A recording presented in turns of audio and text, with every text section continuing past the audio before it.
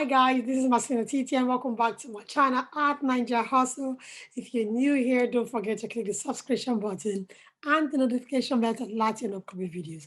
Welcome to a Zoom one-on-one interview with farmer Samson Ogbole. We're going to be asking some very interesting questions. Stay tuned as he talks to us about his hustle. Hi guys, welcome back to our channel. With me on the show is farmer Samson Ogbole. Samson, I hope I pronounced your last name properly. Yes, you did. Yes, you did. We thank you. Welcome to our channel. We're inspired to have you here and we hope to learn a few things from you. Thank you. Thank you. You're welcome. Let's jump right to it, to the questions. Did you always want to be a farmer? Did you always say to yourself, I'm going to be a farmer? Is it something that you wanted to do? No, if it's professionally, no. Having a small farm, a garden, yes. For like most typical Nigerians around my age group who grew up in the village, there was this whole thing of you wanted to have a small farm, but make it a profession, definitely not. That was not part of the vision. It wasn't even on the vision board. Okay. Yeah. So now you've been doing this for a couple of years now. What inspired you to explore technology-driven agriculture? So number one was health. When I say health of the people.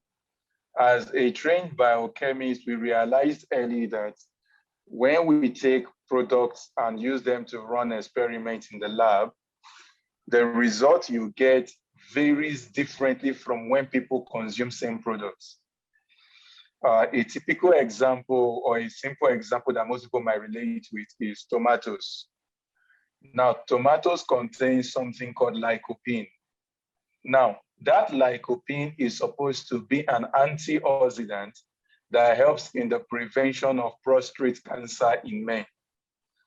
Now, what this would mean in reality would mean, for a country like Nigeria, where we consume a whole lot of tomatoes, the level of prostate cancer should be on the decline. Right.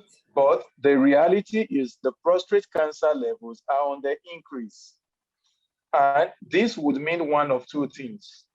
Either our schools lied or our tomatoes are not healthy. And when I did a bit of random sampling from the market, picking up produce and all of that to test, we realized that the issue was with the produce. But because I did not major initially in agri, I had no idea how to correct the produce. But fortunately, during my NYSC, I was posted to an Agric Institute, International Institute of Tropical Agriculture in Ibadan. And there I saw how farming is supposed to be done. And I could easily compare that to how farming was being done. So I saw the big loophole between what the norm should be and what the reality of the people was. Now, trying to get people to pick up agriculture to do it right, I quickly understood why agriculture was being done that way. For the farmer, their first call is money and food. Health is not in their areas of hierarchy. Now, if you needed to preach a new method of farming to people, it must first and foremost meet that bottom line for the farmer, which is profit. So whatever technology, whatever method you are going to tell the farmer to pick up that does not increase profitability will not be adopted. Because for them, you are the one saying this thing does not contain this, it does not contain that. They don't know. And for those that know, they don't care. So I realized that what I needed to use to bridge the gap was technology. And the technology must be able to meet that bottom line, increase money. So if I tell a farmer, this is technology A, use this technology, your money would increase. This is technology B, your money will not increase. Without thinking twice, they will pick technology A. Right. So for the farmer, I don't need to preach to them about health. Just tell you there is a technology that can increase your wealth. And with that, as they pick it up and practice, we get the final end product, which is health. Very true. Very true. Yeah. I started. I mean, when we're growing up, your parents try to teach you farming, and it's like, oh, Yes. I see us. But I'm older. I have my own son, and I find that farming is therapeutic for me. So I grow my own vegetables. I grow my own tomatoes, and I go online to check information how to grow them healthy. Because now I'm more health conscious. I don't want chemicals on Yeah. my fruits or something. And they're expensive to buy when you want to buy healthy fruit. They're expensive. So you end up planting them yourself. And there's this the first time I grew something and I was able to harvest it, and the fulfillment I got from it, I was like, so this is why farmers live long. to, Yeah. to watch something grow and then to say, yes, I planted that. So well done. Thank you. Um, Thank you. how would you explain smart farming? So when we say smart farming, it's just people trying to find a touch way to put it. It's basically tech-based farming. Because like I tell people, let's look at every other sector vis-a-vis agri. Okay. In the 30s, in the 20s, the mode of transportation was horses and donkeys, very few cars. In the 30s and 20s, the mode of communication for Nigerians was getting a town crier to shout and wait for the national TV to broadcast by 4 p.m. Then for the few lucky ones, they had a landline that you could not move up and down. So everybody has to come to your place to get calls. Right. In the 1930s and 1940s, the banking sector was a big ledger book. So you cannot go to any branch and withdraw. You can only withdraw where you deposit. Now, go from sector to sector, whether it is sports, music. Look at what they had in the 1930s and in the 1940s. When you come to agric in the 1930s and 1940s was also hoes and cutlass. In 2021, pick up a child that was giving birth to even 20 years ago and try to tell them what happened in the 30s and 40s. It feels like a fairy tale. Like, are you serious? People lived like this. So, but how then do we live in an era where in 2021, hose and cutlass is still the tool for farmers? Because every other sector has outgrown those things. True. That now there are stories you tell children that, there was a time we used this, there was a time we used ledger, there was a time we used to carry ink to write a letter and all of that. But in 2021, you go to agric schools, agric universities, they are still teaching people how to use hoes and cutlass. It means that what is fundamental for our survival, food, is still living in the past. We are still using the tools of the past to try to feed the present. Little wonder there is a large gap between food production and food security, because the tools you are using were adequate for that time. Yeah. Imagine today, all Nigerians go back to using letters, just letter writing, and going to a post office to post letter. How slow communication would be. Imagine there are no phone calls, there is no Zoom, nothing in Nigeria. How backward it will look as a country. Now, when we say smart farming, what we are saying is a technology-based kind of farming that is in tandem with today's reality. So it's not, we are not saying go and get heavy machines, because let me make that very clear. Smart farming is not go and buy 50 tractors, no. Because we also need to remember that majority of our farmers are smallholder farmers. Yeah. So we must be able to provide smarter tools that a smallholder farmer can afford to take care of monotonous activity. So There is something the farmer has to do every day, every day. He doesn't need to bend his back. He can buy a small tool that makes that work faster and much more efficient. He does not need to, let me put it this way, when you come into agri sector especially, you realize that farmers are mainly very religious. Mm-hmm. Their religion is not born out of love for God as much as it is fear of the unknown. Mm-hmm. So you have to depend on God from planting season to harvest season because you don't know what would happen next. Yeah. But there is a science already in place that can take care of these unknowns. In primary school, what we were taught was called agricultural science, meaning it is not just the culturing of feed, of growing crops and rearing animals, but rather growing of plants and rearing of animals that is dependent on the foundation of science. So in smart farming, what we are just looking at is what is the relevant science of today. Hoes and cutlass were science in the past. There was a time it was celebrated because before hoes and cutlass, they needed to use crude equipment to try to dig. Yeah. But there is now a much more relevant science that can accelerate our activities as farmers. So when we say smart farming, it's basically employing recent tools. And when we say recent tools, let me give an example. I'm glad you talked about your son. I believe that when you wanted to buy your son a phone, you did not start by buying the child a landline first in the name of, I want you to know how we got here. So first use a landline, then you use Toraya, then maybe a Sagem and a bed phone gradually before you get to Apple. No, you started him off with what is relevant now. The same way, if our agriculture is going to work and be at par with the rest of the world, we don't need to follow every step they have taken. We just need to plug in where the world is now and start from here. You've explained So that. that is smart farming. You've explained it so well. I've never heard anybody explain it that way, especially agricultural science. Thank you.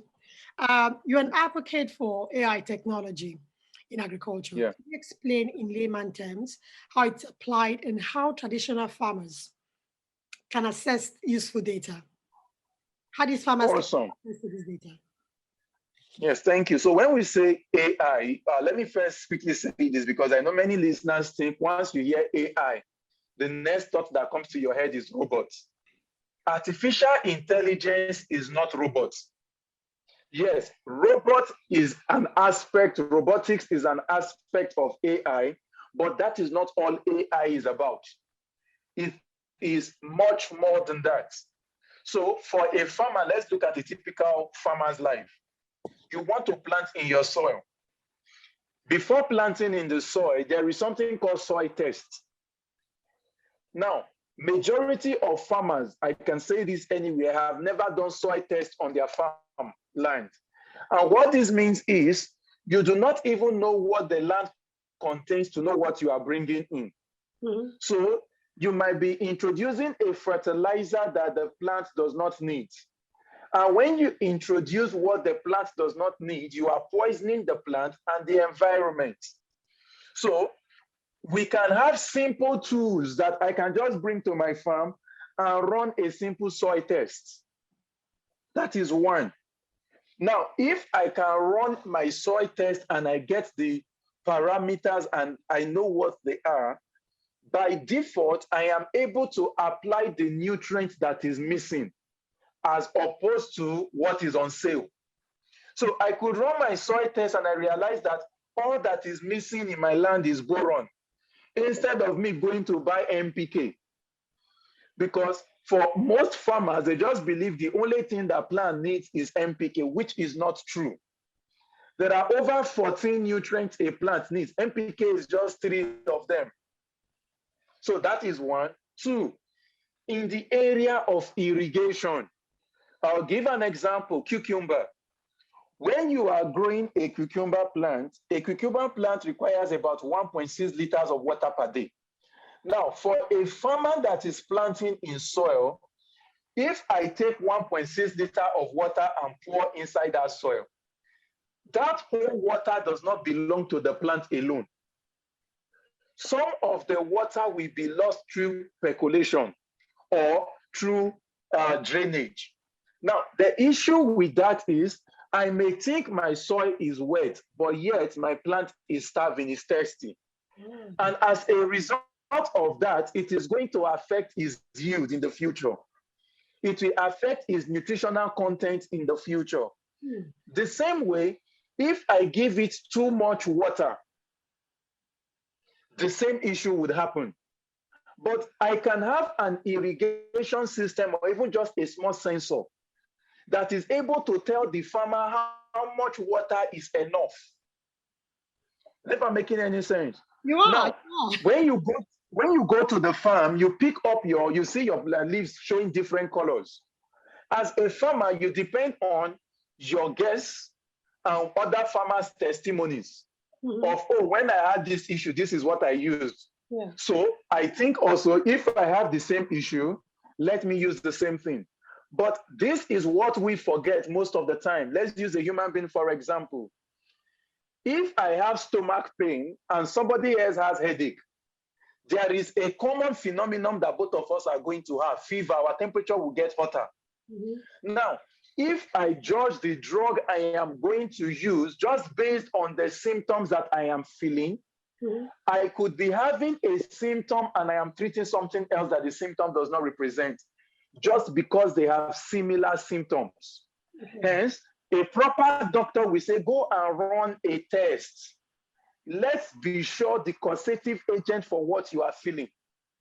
Now, in the case of plants, there are also AI technologies available, even as simple as apps on the phone that you can just use to scan the plant. Really? And it will tell you this is what is wrong with the plant. This is what you should use to treat the plant. And you realize that what you are now using is an AI tech, because now you are not dependent on prayers alone, but rather you are depending on science to solve scientific issues. So now you have to share that app with me, because really my tomatoes are growing and I don't see any fruits. It keeps growing really high and their flowers. Now, awesome. Now, what that simply means is if your tomatoes keeps growing and it is flowering, but it just wants to keep growing, what the plant is telling you is your nitrogen level is too much. And if the nitrogen is too much, what you are telling the plant is grow leaves. So until you reduce the nitrogen, it will not fruit. Now, I'm even glad you brought this up. So imagine a typical farmer that is still applying NPK in Nigeria because you are told to apply NPK. Then the next thing is you start looking for Satan where there are no demons. That it has to be Satan why my fruit plants are not fruiting. But the issue is the science has been neglected. And these sensors are not as expensive as people think it is. A soil test kit is as cheap as 30,000 naira. And it can run well over 40 samples. So it is not expensive. These are tools that you are supposed to give to the farmers that is much more sustainable to remove the guesswork. Very interesting. By the time we finish this call, I'll go give my cucumbers some more water. I didn't realize they needed that much water. Yeah, they do. Yeah. So how can artificial intelligence disrupt the agricultural landscape? Because of course it has all its benefits, but how can it disrupt this landscape? It's already disrupting. This is the reality we need to accept. I tell people this, though some people fight me anytime I say it, I say, Nigeria is not going to feed the world. Nigeria as a country is not going to feed Africa. It is any country that gets agric right that will feed Africa. It doesn't have to be Nigeria. Very true. And unfortunately, once one country gets it right, they are going to be ahead for a very long time. There will have to be a major catastrophe before they can lose being ahead. Now, from planting to seed selection to growing of the crop to managing of the plant to storage of the plant, artificial intelligence is going to play a huge role. Okay. A big, huge role. Let me give you an example. I always say this also, that show me a developing country or an underdeveloped country, I will show you a country where majority of the populations are farmers. Show me a developed country, I will show you a country where very few of their population are farmers. Because you go to the US, the UK, Canada, Japan, very few of their population are farmers. Now, the reason why few of the population are farmers is because they have tools that can take care of the manual work. The few farmers take care of the brain work. But when you move down to developing and underdeveloped nations, the tools are people. So people are doing what machines are meant to do. Hence, a large proportion of the population are in farming, which is why poverty is also high. Now, with the introduction or with the coming of age of AI, machine learning and artificial intelligence, it is already disrupting every other sector. Agriculture will not be left behind. And this is where it becomes a kind of a potential time bomb. Because the question somebody would ask is, what would happen if a country does not pick it up? What would only happen is you would have to depend on others that are producing so much to feed you. Correct. Because they are going to use, let me give you an example. I was telling somebody somewhere, I said, there is an organization called NASA. I said, how many Nigerian farmers know the real job of NASA? Some people believe that NASA is just up there in space, just because they want to say we are in space. One of the fundamental jobs of NASA in space is in agriculture. They are able to map out lands for countries that are part of them. They are able to say, okay, this is fertile, this is the kind of crop that we go here, this should not go here. For a country like ours, we do not have anybody in space looking out on our behalf. Dr. Nwokolo that works with NASA is not working for Nigeria in NASA. She's just a Nigerian working in NASA for the US. So it means that we have no backup at the top. So the question then is, what can we do on the ground? If we are not looking at the job that these tools are going to help us accomplish, then we are shooting ourselves in the foot of food security this time around. Because AI will play a huge role in crop production. It will play a huge role in the right choice of seed, play a huge role in crop management, play a huge role in pest and disease. I'll give an example. There is a company called Pot Drone. I think they are in Germany or Netherlands, one of the two, where they have these mini drones that is as small as this container, this case. And you put them inside your screen house. And once they are inside your screen house, any bug that comes in, the drone picks automatically and pursues this insect and kill them. That's interesting. So why a Nigerian farmer has not even seen them, the drone has picked them. So while we are trying to find a way to cure the disease, their drone is helping them prevent the disease. Exactly. So their own AI is already working at the level of prevention. Our man-made understanding is at the level of how can we cure this thing before it kills everything. So, and it's also going to play a huge role in storage, in harvesting, because now you are using AI, you know when to harvest, you know how to store. Then it is also going to play a role in tracking, bringing about transparency in the food chain. I always tell people this, I ask people that for most of us that are wearing clothes, shoes, wristwatches, and all of that, you know the makers of your wristwatch. You know the designer of your shirt. Do you know the name of your farmer? So most of us do not even know who grows the crop we are eating. Yet that is fundamental to our health. Yep. But we can name every designer of the clothes that we are wearing.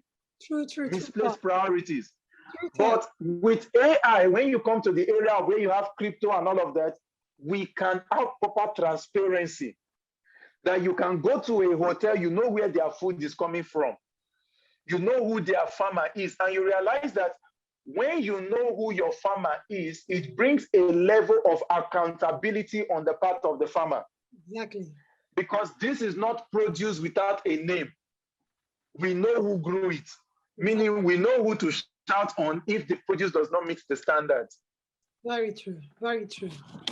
Let's move on. I'm learning a lot, like I keep writing. So now we come to something that you're very familiar with. That is your area of specialty. What is soilless farming? And is it? Do you think it is sustainable in Nigeria? Uh, I mean, you're doing soilless farming already, but how sustainable is it in Nigeria? So soilless farming is basically growing plants without the use of soil. We just create alternative substrates that we can use that can perform the main function of soil, which is support the plant, retain water, and allow for aeration, because we know that soil itself does not provide nutrients. Now, two, let me also say this clearly, which is soilless farming is not a way to replace soil. It is a way to complement soil. Okay. And the reason why we say it is complementing soil, one of the first casualty of civilization in every part of the world is agriculture. Anytime civilization comes, you push away the farmers because their method of farming does not align with what you are trying to build, with the aesthetics you want to bring into the area. So it means that our farms needed to go to school to be educated so that they can fit into that serene environment. Number two, using Nigeria as a case study, we do not have the best roads in the world. Now, it is easier to have farms in the city and closer to the city for producing perishable goods so that we can circumvent the bad roads, circumvent the storage issues, circumvent the distance between markets and the farms. Now, is this something sustainable? Yes. Lots of people are picking it up. Our first push or drive is everybody should be able to grow something.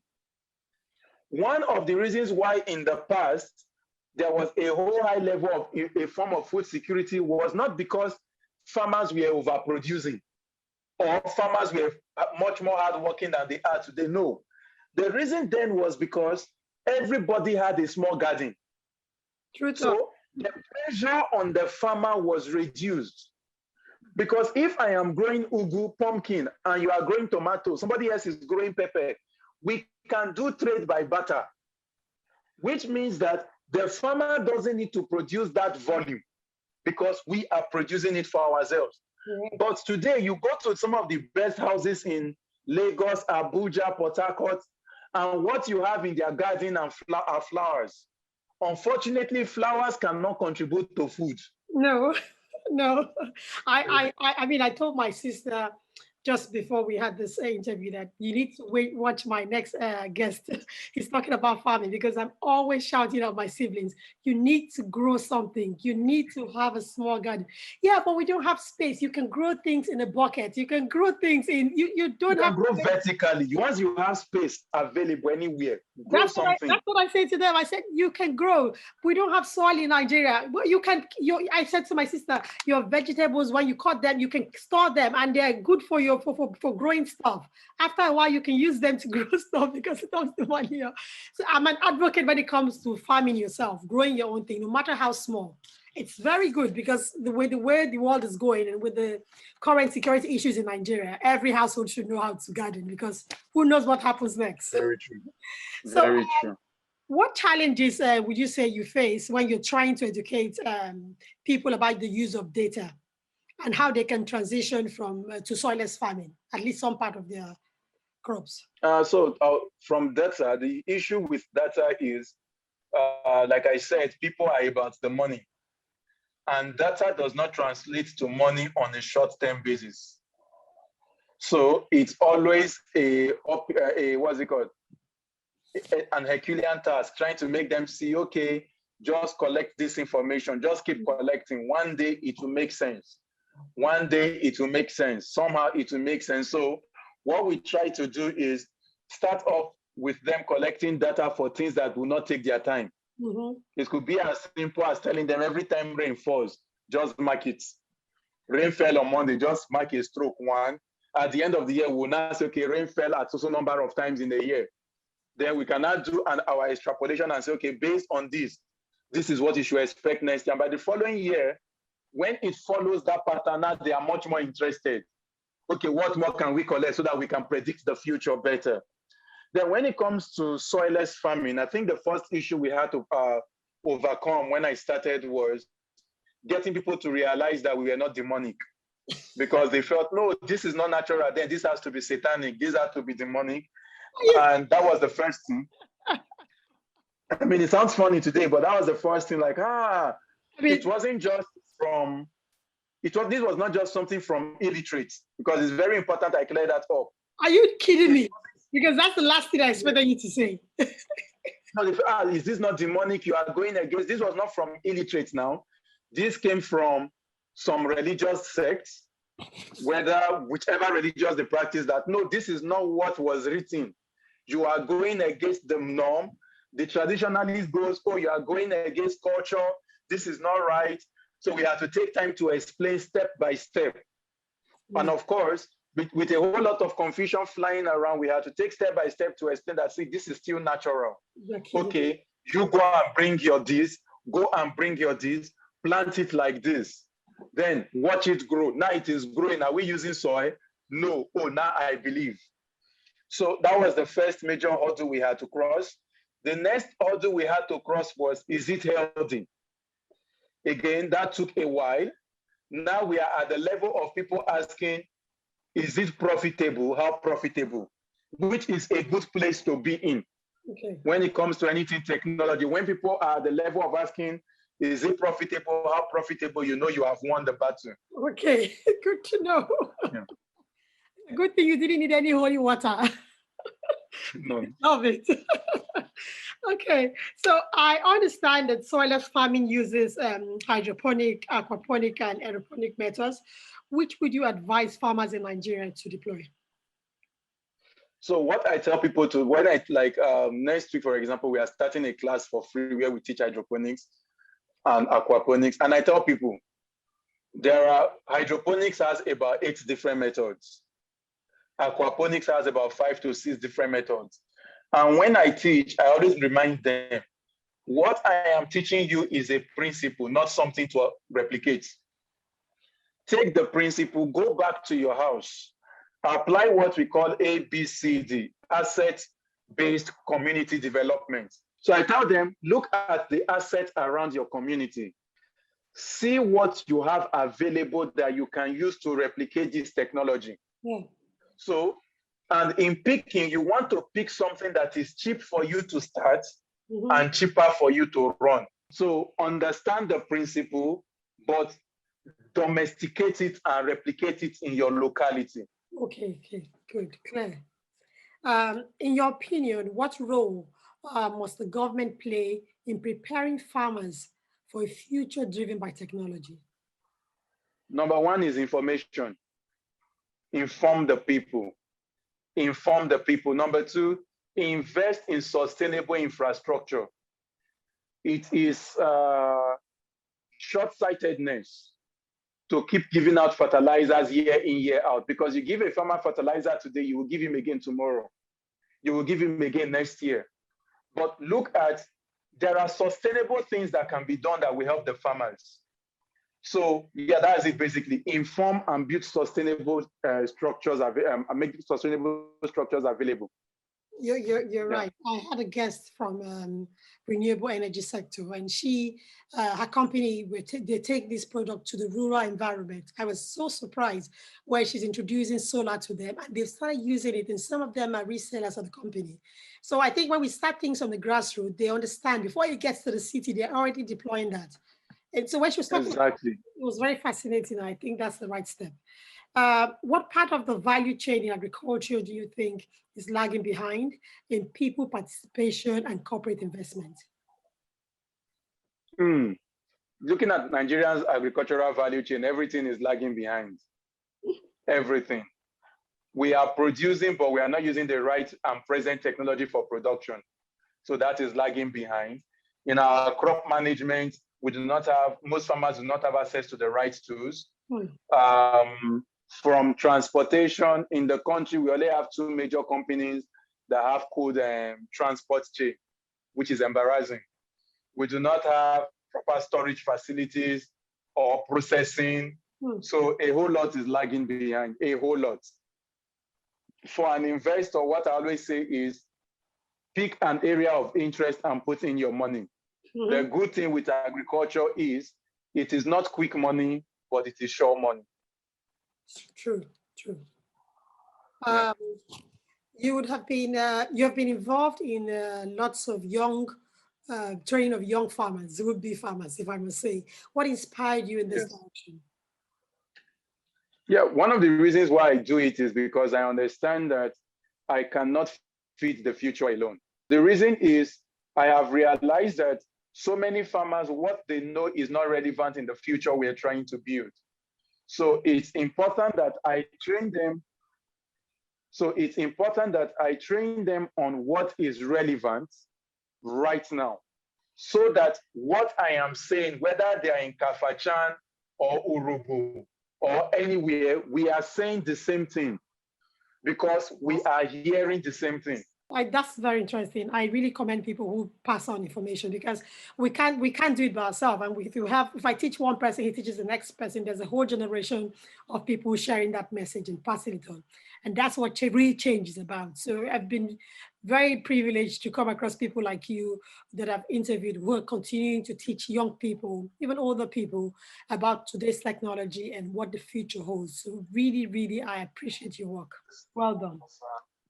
Thank you. For those who don't know, please tell us about Pepsia Place Limited and what makes it unique. So what we do basically at Pepsia Place is technology enablement for agriculture. That is it basically. Our uniqueness is we believe technology has a huge role to play, but we do not believe technology is the answer. So let me explain that. If I have calculator in an exam hall, my calculator is not the answer. If I don't know the answer, if I don't know what I am doing and I type in the wrong numbers, the calculator will give me the right answer, but what I am getting will still be wrong. So we understand that technology is just an enabler for agriculture, full stop. Very true. We're coming to our last questions. Our last question.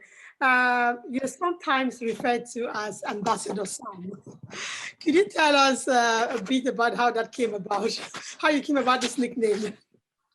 Well, because I am close to one of the Nigerian ambassadors of agriculture and the current ambassador of Nigeria to the UN for peace, Ambassador Shola Adeniyi. So he's my mentor, I'm his son. So because people are just like, ambassador's son is Ambassador Sam. So that's how the name came about. Well, it's a name that fits very well because I really like it. I'm sure that our viewers have learned a lot from you today. When I speak to you, you remind me so well of one of my guests, the founder of Data Science Nigeria, Dr. Lubayo Adekombi. And when you guys teach, it's like it makes somebody wants to go buy something and start farming immediately, or just grab a computer and start learning. So we really thank you for coming on the show. We appreciate you, and we hope you so much. Have learned a lot from you, and will take this into and deploy it into their own private lives or their businesses to grow agriculture in Nigeria and across, because I'm sure it's not just Nigerians watching. So we hope a few people have learned something valuable. Thank you, because we sure have. I am Farmer Samson Ogbole. Farming is my hustle. What is your hustle? That was Farmer Samson Ogbole. Brilliant man, brilliant man. I've learned, too. I don't know about you. I had so much fun speaking to him, listening to him respond to details that we sometimes overlook. If you don't have a garden, go get one now because, and while you're at it, check out those apps. It's going to help you grow your crops in the modern age. Don't forget to follow us on all our social media platforms, all at Ninja Hustle. Click the notification bell to alert you on upcoming videos that we bring to you every week. We might be bringing a hustler that will be talking about your favorite topic or something that you really want to hear about. So follow us on all our platforms. You know what we say? What's your hustle?